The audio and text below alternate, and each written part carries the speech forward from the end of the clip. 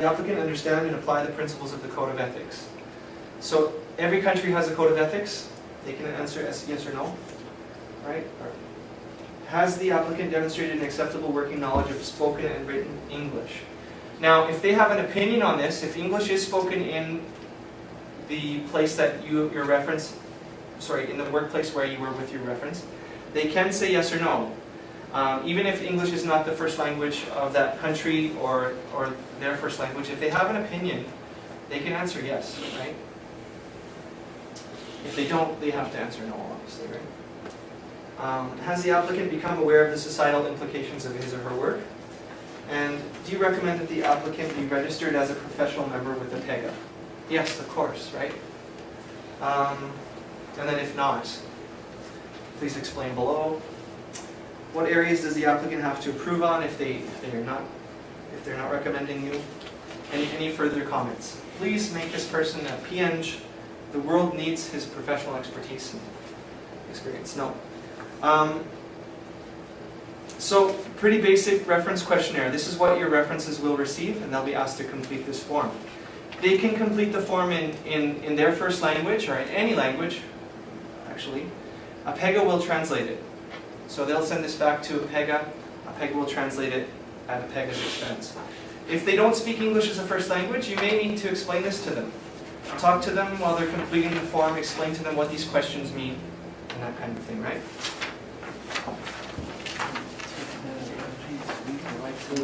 What about taking our reference letter? I have already some reference letters. But we have to write the names and It has, or okay, I will ask maybe they don't have time, or I can't get connection, some of them. So, what will I have to do? 25, Your name is Oktay. Oktay. Yep. So Oktay had a question here about references and reference letters, and that's something I think a lot of you may have a question about.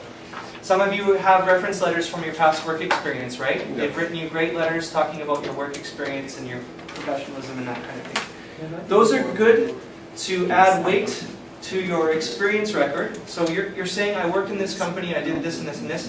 That reference letter is a good document to attach to that work experience description, to add credibility to that.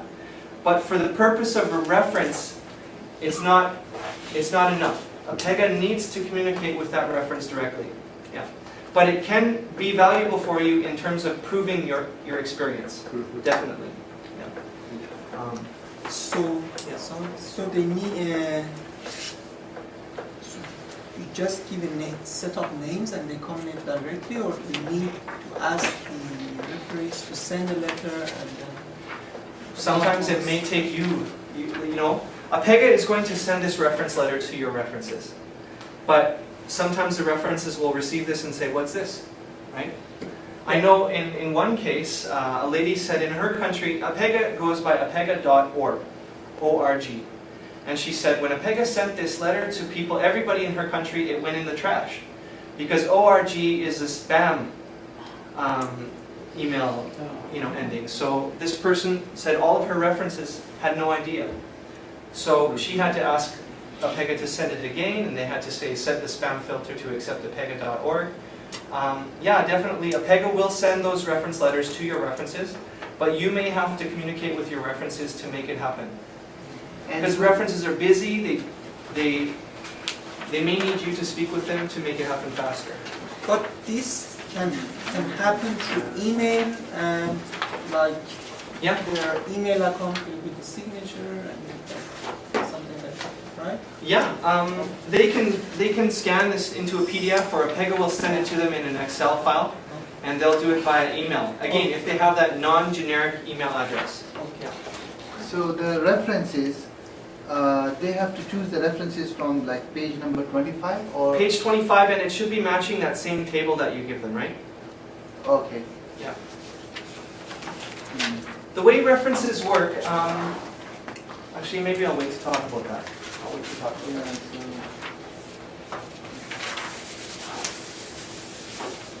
It should match the table.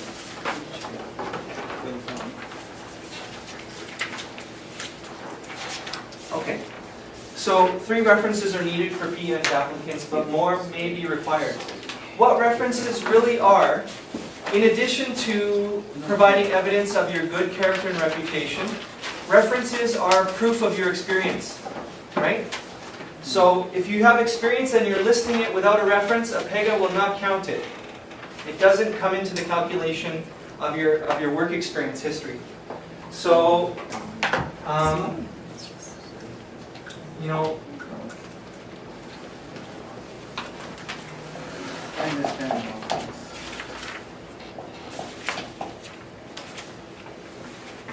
okay, you may have had a career where you worked with one guy for 10 years. He was your supervisor, right? And then you worked with another person here and another person here. That's 3 references. That's enough, if that is what your career looks like. But most people's careers don't look like this, right? Most people's careers are chopped up, you know. You may have this, you may have, you know, a guy like this, a person like this, and then another person like this, okay? So that is what you need to cut. No, that's not true. See? Okay, if your career looks like this, you would need all of these 4 people to account for that whole 10-year period, right?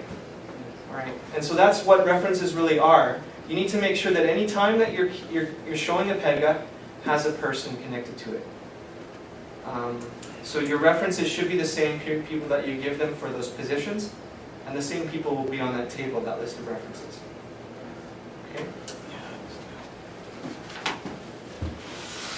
If there's any time accounted for that doesn't have a reference, it might as well be non-existent. So that's why it takes 3 months for. Okay, sorry, you have a question. Yeah, actually, I just had a question regarding the ethics exam. Yeah. All the engineers at UFA, they're supposed to take an ethics exam during their course, like during the grad studies, at least I know. So does that waive off the requirement? No, it doesn't. Yeah, everybody takes the law and ethics exam. References. Yeah, that's why it takes 3 months for APEGGA to gather all the documentation required to begin their evaluation, because people are communicating with references around the world from 10, 20, 25, 30 years ago sometimes. So you need to start, if you're going to be using people as your reference, you should contact them first to make sure you know exactly where they are. Are they still alive? My Japan supervisor must be dead by now. Yeah, in some cases, and in other countries, you don't leave a job unless you don't want to see them again, right?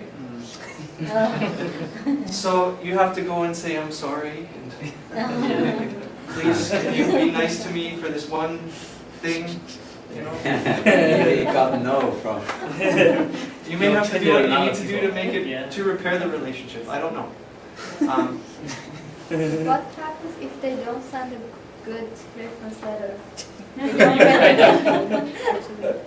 That could hurt you. Yeah. They may say that period of time is non-existent, or we're only going to count half of that time, or something like that. If it's your Canadian PNG, that's not good. So that means that if we are sure that these referees will give us good references, then we better provide 3. Otherwise, if we are not sure about 1 or 2, we may provide 4 or 5. So that if one says no, or I don't know. you can account that as I don't know how to answer that, but you might want to try it. I would think if one says no, even if there are 10 of them, that would sound stronger than, it will make a lot of noise than the 9 yes. So it's better to find somebody who really, you know, will write good things about you. References, it's the same as a job reference or an academic reference, right? You're the one choosing the references, right? But sometimes we don't have options. But I think there's